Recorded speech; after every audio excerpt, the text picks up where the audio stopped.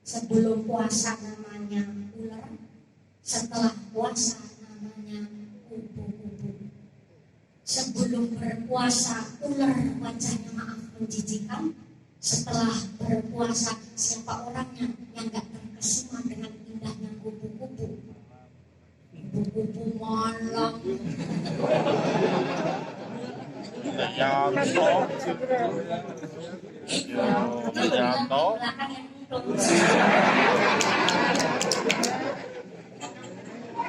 Jangan ditambahin kupu-kupu malam, udah beda maknanya. Sebelum berpuasa maaf wajahnya menjijikan, tapi setelah berpuasa kupu-kupu masya Allah begitu menakjubkan. Sebelum berpuasa ular dia makannya apa sih orang? Apa aja dimakan, kalau haram dibuat. Tapi setelah berpuasa kupu-kupu mau menclok aja dia mikir, gak mau dia menclok di sembarang tempat, apalagi barang-barang tempat yang kotor. Dia milihnya di bunga, di dahan, di ranting, di tempat-tempat yang atas. Karena sebelum berpuasa ulat jalannya dia merayap, setelah berpuasa dia beraktivitas dengan terbang. Kira-kira ini kita puasa 8 hari, besok setelah Ramadan kita puasa model ular apa model ular? Model ular apa model ular?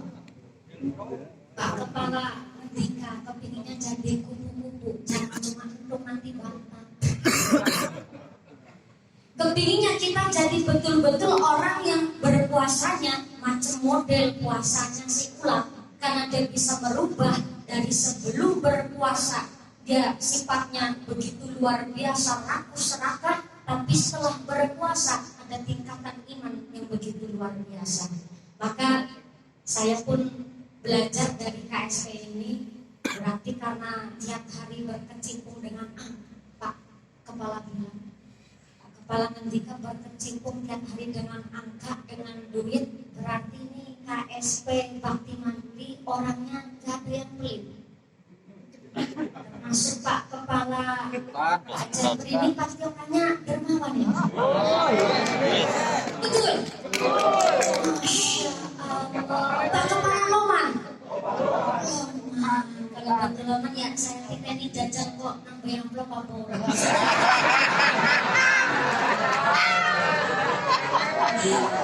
Namanya pengakuan kan harus ada pembuktian. Cuma ngaku-ngaku aja ya belum bisa ke jenjang pernikahan. Berarti ini Pak Kepala insya Allah bisa menjadi seorang contoh. Tapi saya langsung metik perkataan Pak Kepala, bukan bos tapi pimpinan. Karena bos itu sukanya nunjuk, tapi pimpinan itu memberikan arahan. Betul begitu Pak Kepala. Kalau bos itu sukanya marah-marah, tapi kalau pimpinan adalah orang yang bisa ngomong. Kalau seorang bos adalah mintanya keuntungan dan lain sebagainya, tapi kalau pimpinan tidak hanya menjadi contoh, tapi bisa menjadi teladan. Jadi saya naik tangga aja, saya langsung ngobrol banyak sama Pak Kepala. Ternyata KSP Bakti Mandiri pun orangnya dermawan-dermawan, termasuk Pak Jendri, Masya Allah jauh dari sifat pelit, begitu katanya. Karena kata Nabi, iyyakum wasyuha, jangan jadi orang yang pelit. Karena ternyata orang pelit ini banyak terjadi sebelum kita, sebelum zaman para nabi, orang hancur gara-gara sifat pelit. Kata Nabi, bahayanya sifat pelit itu yang pertama, amrohum bidulmi. Pelit itu menyebabkan orang berbuat zalim. Zalim kepada diri sendiri, zalim kepada keluarga, zalim kepada lingkungan, bahkan zalim kepada Allah Subhanahu wa Ta'ala. Saya bertanya nih sama staf karyawan KSP Bakti Mandiri, Bapak Ibu sengit karo wong pelit apa enggak? Sengit itu benci. Benci bahasa Purworejo apa ya? Geding.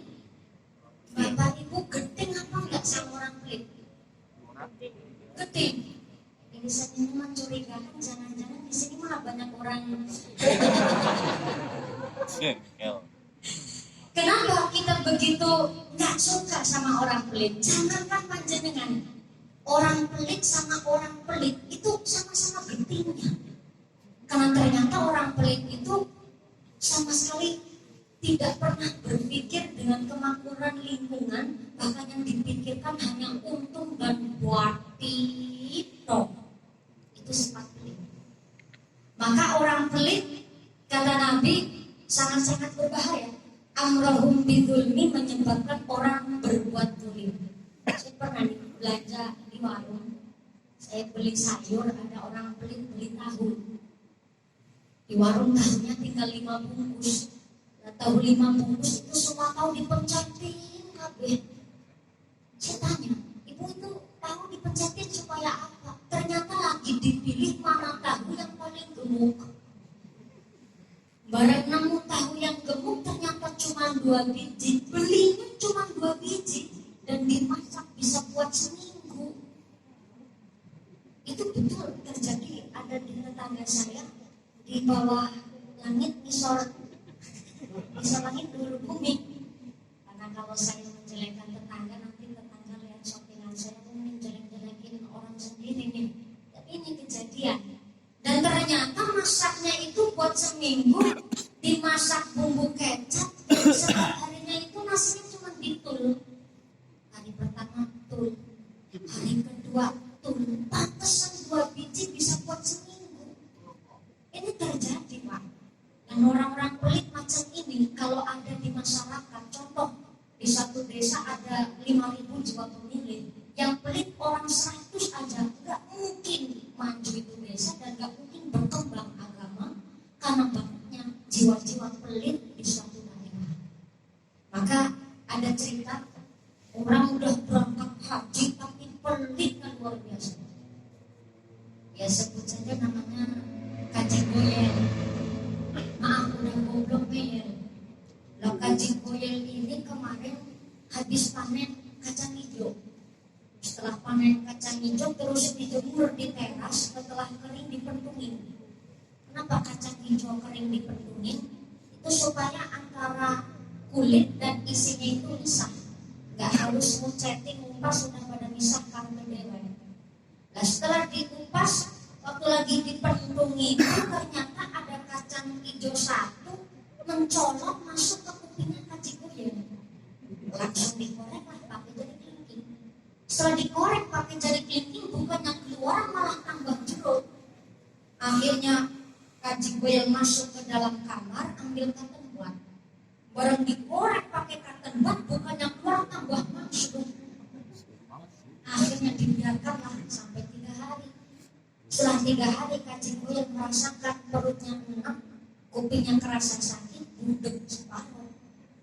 Akhirnya barang kerasa budek, barulah dibawa rumah sakit. Itu kaya-kayanya, kalau nggak kerasa budek nggak mungkin dibawa rumah sakit. Namanya wong pelit kan eman-eman ngomongna duit. Setelah sampai rumah sakit, dia bilang sama dokter, "Dok, ada yang darurat dok." "Ada apa Pak Kaji?" "Kuping saya telepon kacang hijau dong." Astagfirullahaladzim, gimana ceritanya dari kacang hijau masuk kuping? Yang namanya darurat musibah dok, udah coba ditengok ini bahaya apa enggak? Bisanya turunan-turunan Pak Kaji, aku akan segera meneliti kuping sampean. Barang ditiliki, bahasanya ditiliki. Barang diperiksa ditengok, ini lama nggak ngaji sama orang Jawa. Dari kemarin saya ngaji itu lewat Zoom, jadi harus pakai bahasa Indonesia. Setelah ketemu ngaji di Projo ada bahasa memiliki. Ini bahasa campuran Cilacap Projo dari bahasa memiliki. Maaf orang Cilacap itu ngapak-ngapak. Tapi ngapaknya orang Cilacap ya insya Allah gak mendingan sih. Ya memang sama kayak ngapaknya orang Brebes. Kemarin saya ngaji di Brebes, dijemput di perempatan itu panitia bilang begini, "Ini betul rombongannya mumpuni?" "Betul Pak, ini saya mumpuni serombongan." "Oh silakan mumpuni, mau mengintili saya." "Sini sudah mengintili." Beda lagi Jawanya, Indramayu Jawa Barat. Saya pertama kali datang ke sana nggak kaget. Panitia bilang begini, "Mumpuni bukan kesel, monggo geleleng." Saya disuruh geleleng. Di Indramayu geleleng itu bahasa udah halus, karena ternyata geleleng di sana kurongan, istirahat. Di Cilacap juga ada bahasa geleleng, tapi di tempat saya geleleng itu artinya bakalan mati. Gimana? Oh, kalau di Cilacap geleleng itu artinya iwak kepanasan di kolam, dia berenang udah miring-miring. Ini cara saya ngeleleng. Nggak saya mikir jauh-jauh dari Cilacap sampai Indramayu saya bisa ngeleleng. Kita tidak apa-apa. Namanya bahasa Indonesia itu bahasa ibu, dan ternyata di Indonesia ada ribuan bahasa yang macam-macam dan wajib kita saling menghormati. Maka ada bahasanya Pak Dokter, udah ini corona saya kan memiliki kuping sampean. Setelah diperiksa, lamanya diperiksa ini kaji gue sambil ngoromen. Ternyata orang pelit udah pelit, nyebelin. Dan si ngoromen ini bilang begini sama Pak Dokter, Dok, sampean musim corona begini duitan ya Dok? Bisa deh duitan? Ya iyalah, Mas Korea laris dari sanitizer, payu, obat, udah larang. Terus dari dokter musim corona duitan, apalagi dari dokter enak. Kenapa? Wah, nakepring Pak Dokter. Pak Dokter yang mengobati, alat yang menyembuhkan, kok Pak Dokter senang pani duit. Pak Dokter manggut-manggut, iya ya, baru ada nih pasien tanya begitu jujur. Tapi ya, baru satu yang pasien kurang ajar. Ya begini ya Pak Haji, saya sih maksa menjenengan bayar sih enggak. Bayar ya syukur, enggak apa-apa. Tapi kalau jenengan punya prinsip bahwa dokter yang mengobati Allah akan menyembuhkan, kalau jenengan langsung ngomong hadap Allah ya silakan. Itu dokternya pintar. Ya begini ya Pak Haji Gohil, ini kuping sampean sudah saya periksa, alhamdulillah masih bisa ditolong. Tapi karena kemarin dikorek pakai cotton bud, itu lecet di dalam. Jadi kalau dipaksa keluar malah bahaya. Ini harus dioperasi Pak Haji. Operasi dok? Nah itu operasi biayanya berapa? Murah, cuma 5.500.000. Kaget Haji Gohil sambil mikir, ya Allah, ngodek kacang hijau sepi. Ini 5.500.000, sama kasih murah dok ya anak.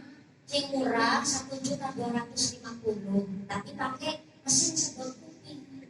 Itu murah soalnya nggak pakai bius, cuma disedot ya agak sakit dikit lah. Tapi yang murah 1.250.000, apa yang mau 5 juta Pak Haji? Tapi firman ya dong, bisa suruh bayar 1.200.000 kan orang nggak bius. Apalagi kasih murah ke Menak orang Arab dong? Oh ya ada yang murah ke Menak orang Arab. Itu kuping yang kemasukan kacang hijau sampai isok rutin disirami banyu.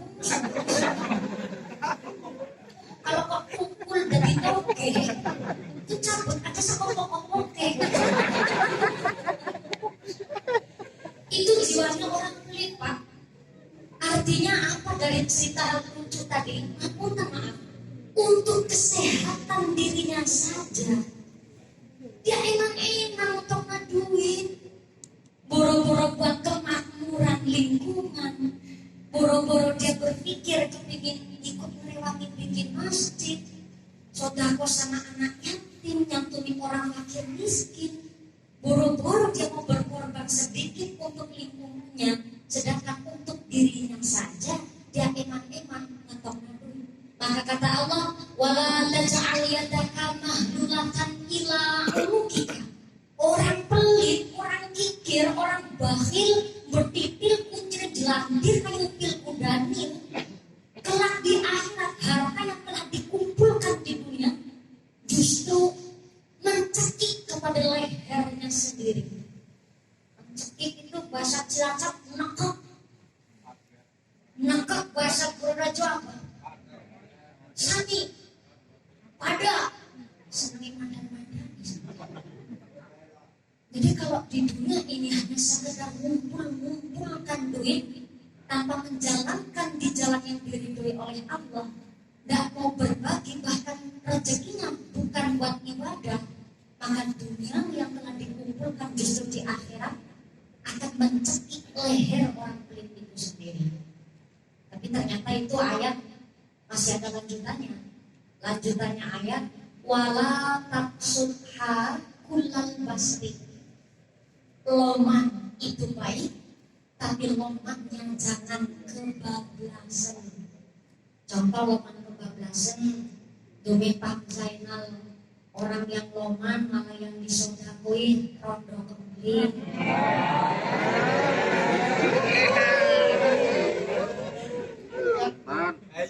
Sebenarnya Pak Jepri, Pak Jupri.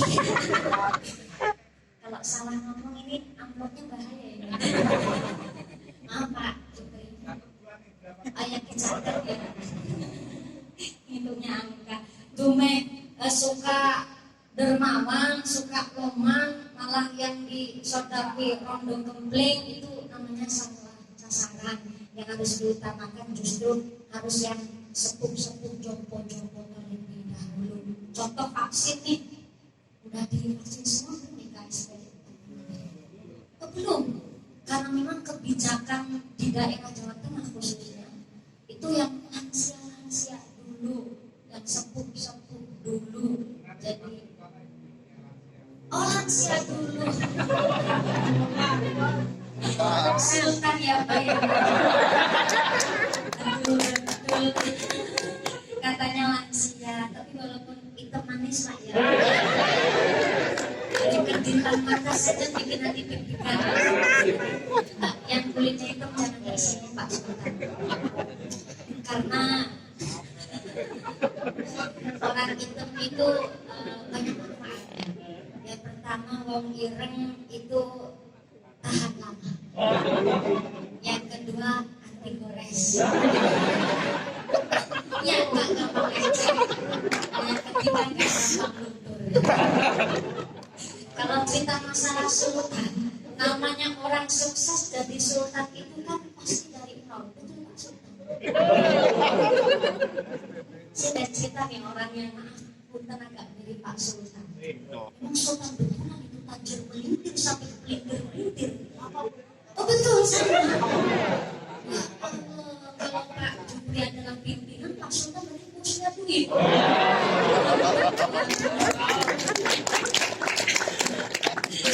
Saya diceritain nih, kayaknya dari roman wajahnya Pak Sultan, walaupun bos duit tapi kalah.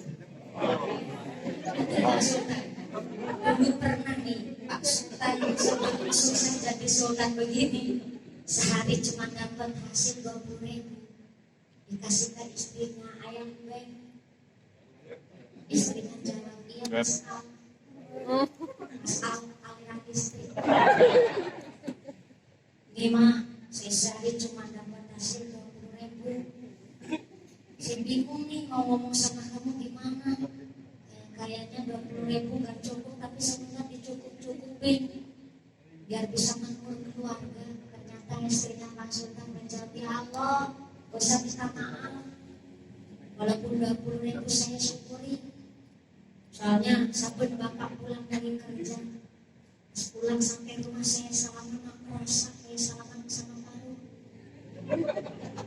Tapi saya ngaji Pak sama Bunyai. Katanya Bunyai, orang kalau semakin kasar kapal tangannya, itu tanda semakin bersihnya rezeki manusia itu. Maka 20.000 saya terima Pak, mudah-mudahan jadi turunan rahmat barokah. Karena ini rezeki yang halalan thayyiban. Pak Sultan nangis. Terus rangkul sang istri sambil bilang, ya Allah, aku dan pucuk paling ngain senang jaga tanya pulau rejo. Mentulungan yang ke bila bersetia kalau aku rompulimu binti syukuri kisukun banget rompulimu bisa gue setahun ya Mak. Betul apa Pak? Tanggalan kalender. Amin bisa buat setahun. Masya Allah, ternyata karena orang yang sukses adalah orang yang tidak menikmati kesuksesannya. Karena orang sukses adalah orang yang betul-betul mau berproses. Saya pun berangkat dari anak tukang hari Pak, cari rumput. Bapak saya tiap hari cari rumput buat pakan sapi, saya malah bakul es keliling-keliling. Dulu saya jualan es keliling sambil angon kambing. Saya angon kambing, angon wedus 40 lanang kabeh. Semua itu cuma aku saja. Tapi saya bukan kambingnya, saya yang angon. Itu pun bukan kambing saya, kambing milik tetangga. Jadi bahasa Cilacap marok alias bagi hasil. Jadi saya kebagian angon wedusnya.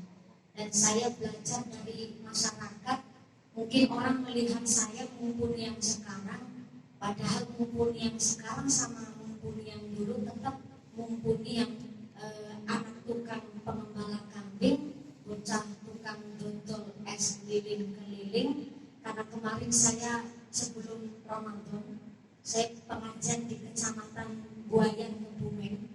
Sebenarnya ngajinya dekat, karena malam saya malah berangkat kasih awal sebelum maghrib. Karena saya kepingin sekali buka di Wijaan, karena saya punya favorit mie ayam di sana. Saya baru makan 3 blokan ini 3 sendok. Ada ibu-ibu itu melutik saya, bilang begini, Mbak, selfie. Saya kaget. Dari sejak kapan nama saya berubah jadi selfie? Ternyata maksud ibu itu minta foto bareng sama saya. Karena lupa nama saya, jadi cuma ngelutik, Mbak, selfie. Ya saya ladenin lah, gak apa-apa. Saya ingat perasaan saya cuma satu, kenapa jadi rasa kayak artis. Barang udah ceprat-ceprat sampai 7 kali. Karena bolak-balik dia minta foto, mandep ngarep, jadi ketemu. Mandep sebelah kiri kayak penonton, mandep belakang katanya kayak belabang. Akhirnya sampai jepretan 7 kali, bukannya ngucap terima kasih, itu tuh bilang begini, ya Allah, mumpuni masih makan mie ayam. Saya kaget. Nah terus maksudnya saya suruh makan apa? Kata ibu itu minimal saya itu di restoran, ataupun ya minimal yang ber-AC. Akhirnya saya jawab begini, Bu, kalau saya milih buka puasa di restoran, ya ibu gak bisa minta foto sama saya, kan ketemu di sini. Saya akhirnya belajar lagi bahwa miskin itu kondisi hidup, sugih itu hanya bonus hidup, tapi sederhana adalah cara menikmati hidup. Contoh Pak Sultan. Walaupun Sultan bos duit tetap kalem biasa. Bukan, maskernya langsung dibuka tuh kan.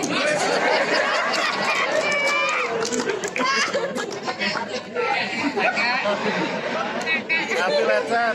Ini bukan bersama istri diajak dari maksud. Nanti lecet. Belajar dari itu. Maka dari berpuasa ini belajar kita berbagi supaya tidak pelit, apalagi di musim pandemi seperti ini. Jujur saja sebelum pandemi corona menyerang Indonesia, saya sempat bilang begini, alhamdulillah setiap hari ceramah 3 kali